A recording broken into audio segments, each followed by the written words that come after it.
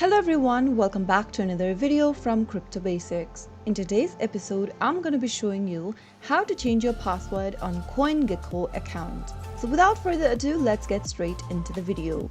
First of all, open a web browser of your choice and in the web address bar type in CoinGecko.com and search. Also make sure to log into your CoinGecko.com by entering your correct credentials. After signing into the account, click on the human icon located at the top right hand corner and click on Login and Security. Inside the Login and Security option, you will be able to see the Password tab. Click the Change button right next to the Password option and then enter your current password for your CoinGecko account in the first text box. Once you are done with it, on the next field, type in the new password you would like to change to. Confirm the new password in the next field by retyping it again. Once you are done filling in all of the text boxes, click Change in order to change your password for CoinGecko. So that's how easily you can change your password or update your password on CoinGecko.com account within a few minutes. If the video was helpful to you, go ahead and give us a thumbs up. Don't forget to subscribe to our channel by hitting the subscribe button.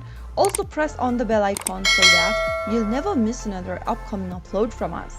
I will see you again in the next episode. Goodbye till then.